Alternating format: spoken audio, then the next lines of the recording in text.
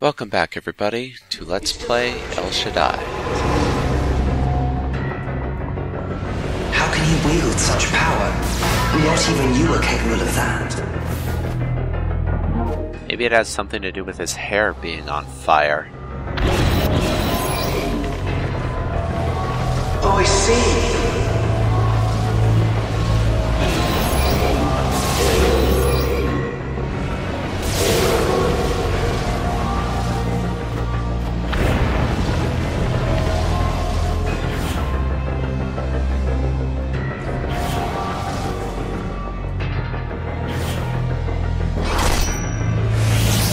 Now we're coming up to a rather complicated platforming section. So ordinarily, I would recommend taking the arch. But there's something in particular coming up that we're gonna need the veil for. So even though it's really not in my best interest, I'm taking it with me.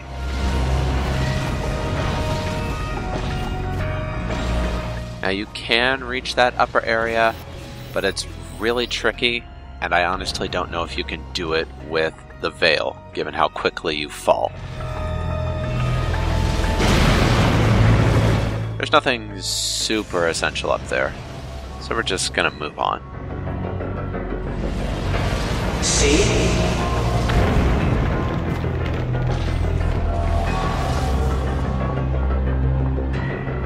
Yeah, I see that you need a fire extinguisher.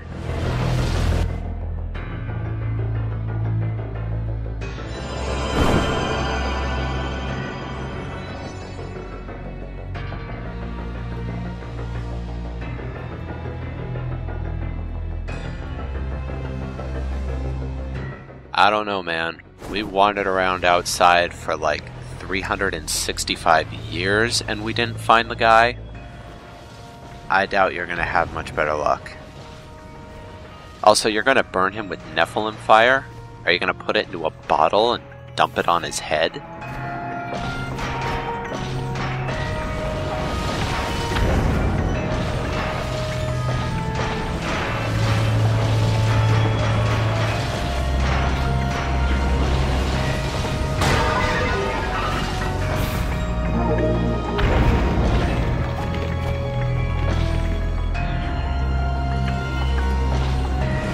A rather neat little thing in this game. You can perform what I like to call the Donkey Kong jump. If you run off the edge, you can make your first jump and then double jump. You don't have to start your first jump while on a platform. It's useful in sections like these where you have obstacles that dip down into the area where you would occupy when you jump.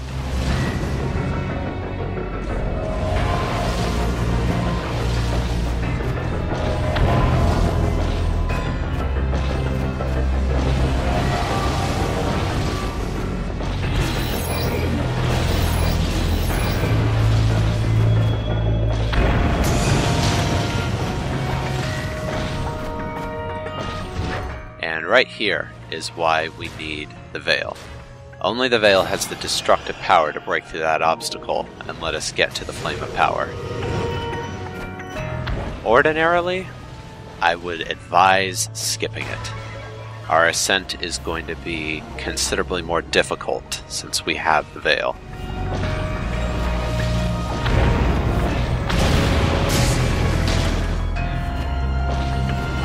Our inability to slow our descent means we're going to roll into those spikes way too often.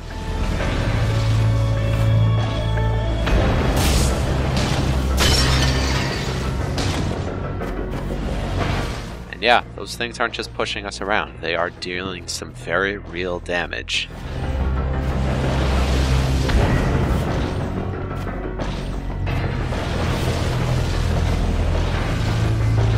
Carefully.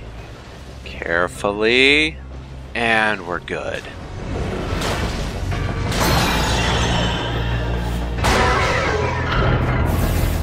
And you gotta make sure to keep going left here.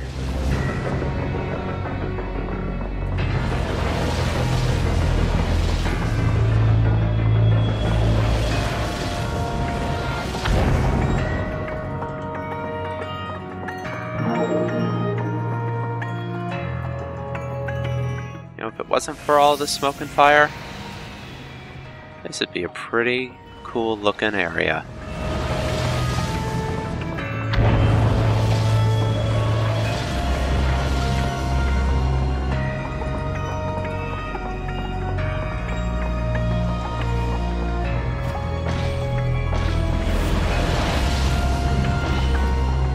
Now here's a fruit of wisdom. Yes, I could have come in here with a different weapon, climbed up, gotten a veil, and went back down, but that would have been really tedious and taken a long ass time.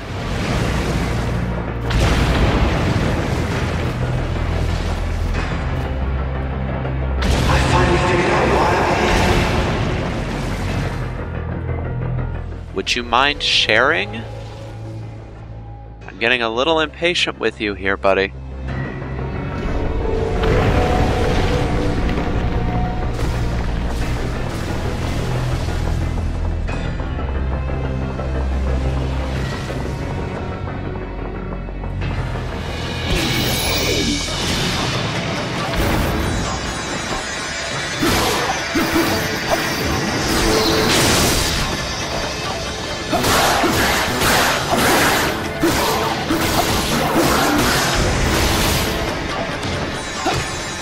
One last fight to make our way through before we deal with that rather conspicuous background event.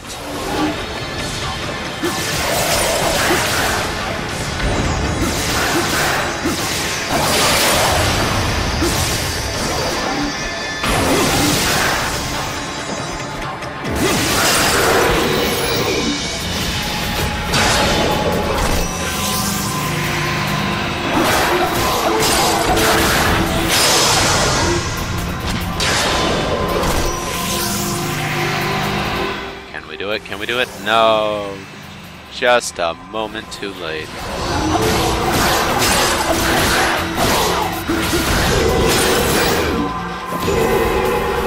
Ah well. It's really a good thing we didn't swap out for it anyways. Don't want to deal with an arch while you're carrying a veil.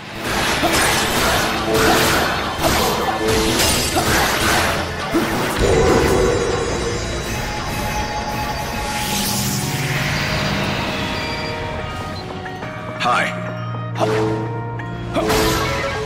Yeah. Still no sign of Barakel. Starting to feel to me like maybe he's not here. Well, hey, what do I know, right? All right, later then.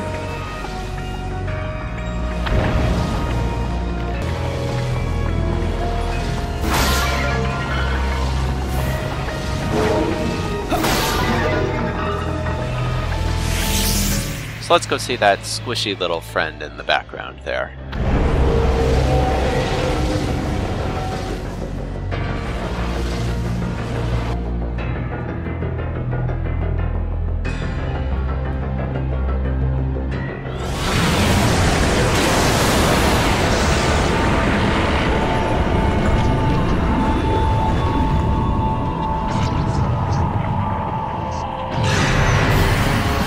Weaken it by attacking its arms and body.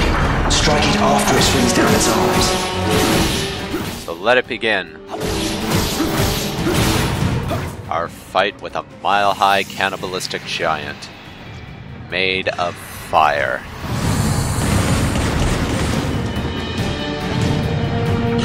So this meteor attack, you avoid it by getting to the edge of the screen. For now.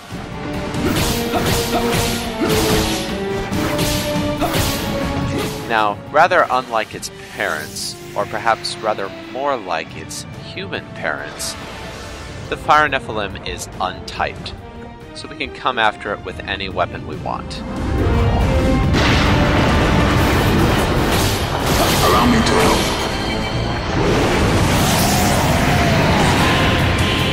The thing about overboosting in this fight is that it's a rather tricky affair. The Nephilim spends most of its time out of your range of fire, except for super attacks like these. And even then, if you're not aiming directly at him, you can miss with the brunt of it. You either have to activate it the moment he drops, or be carrying a certain projectile weapon.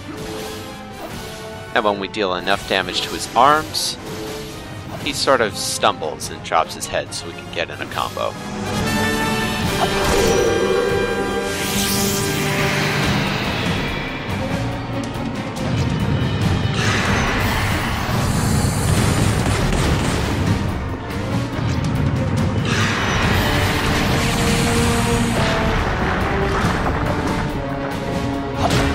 The main obstacle to dealing damage with the Fire Nephilim is that for most of the occasions when he puts himself within range of your attacks, it will be by slamming the ground with something, whether it be his face or his arms.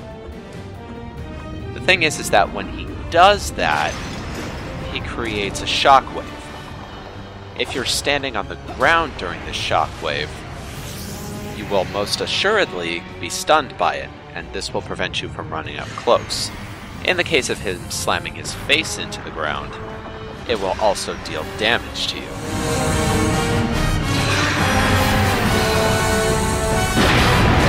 Now here, a little more of his angelic heritage shines through. We are 1/3 done with this fight. His eyes have become yellow, just like Sariel's gems.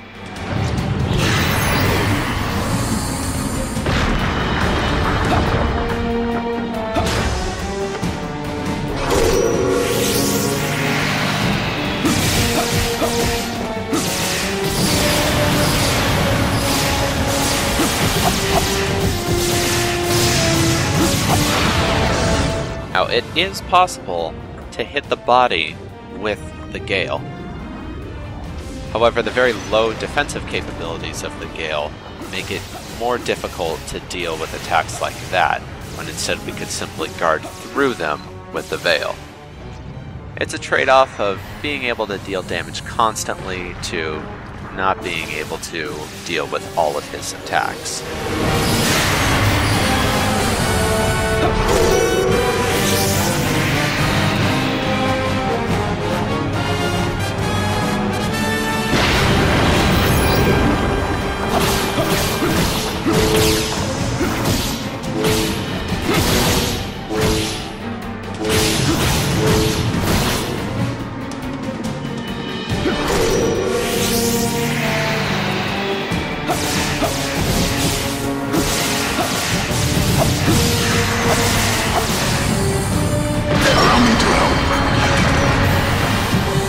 Now here we see his first little trick of being in the yellow, slamming his hand down twice.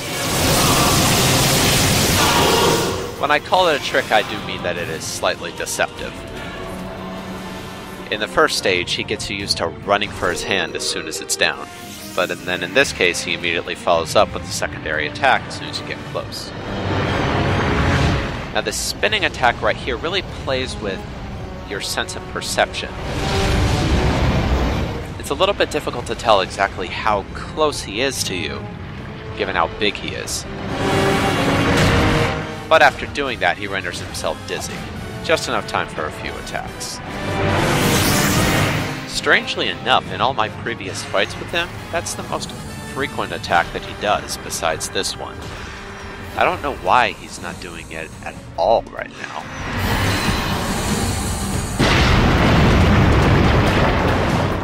Now he's down into the red. Once again, we'll be just guarding our way through these eye lasers. But this time, since I positioned myself poorly, that was not the best idea. We still take a few hits.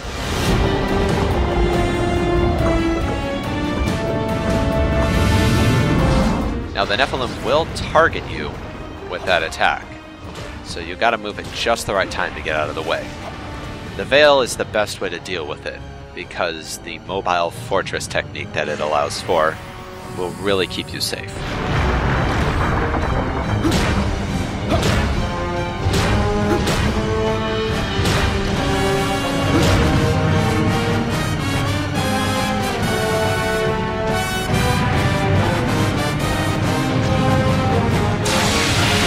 Now here's his next trick. Laser eyes. The veil will allow you to guard your way through it really easily, but if not, you simply have to sort of guess where they would go and stand there. Now this right here is his trickiest attack to deal with. For one, you can't guard your way through it like that.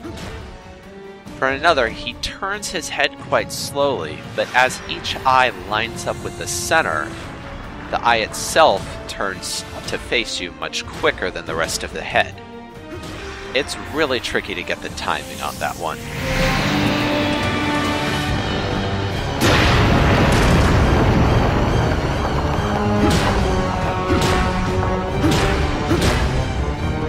Allow me to help.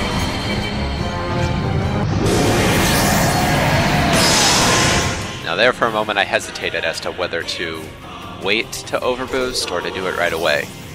And I chose to do it right away. Fortunately, he decided to cooperate with me. And right at the end of the overboost, we unleash one more final hurricane of knives, and down he goes.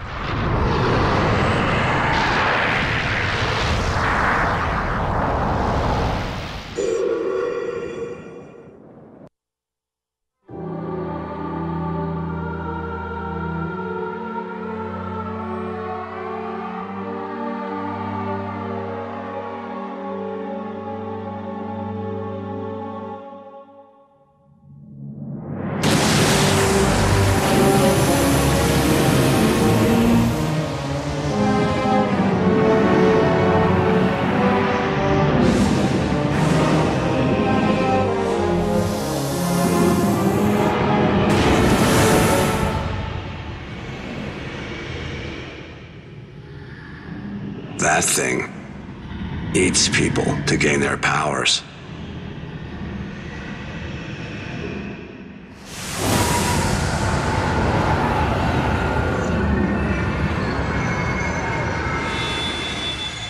Oh, I see.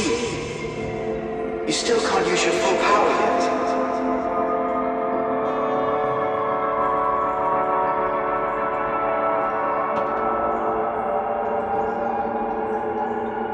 I finally figured out why I'm here.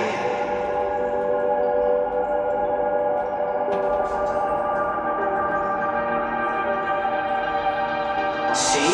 This is how you use your powers.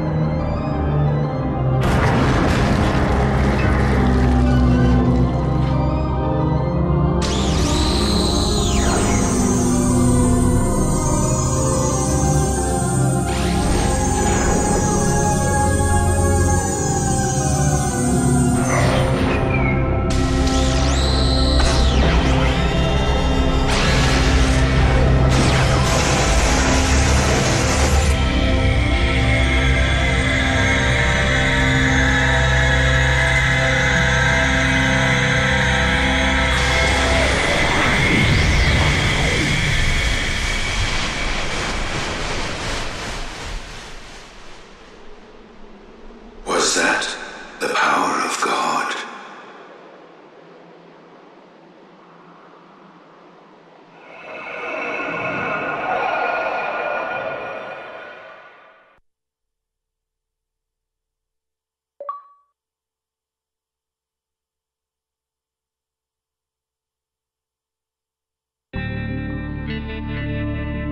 I can't believe Barakel let himself get gobbled up by a fire Nephilim. What was that power all about? Well, no matter. I'm just glad you beat that monstrosity. Next up, Azazel's floor. He's a tricky one. I doubt he'll go down without one hell of a fight. You can never tell what he's got up his sleeve. Watch your back.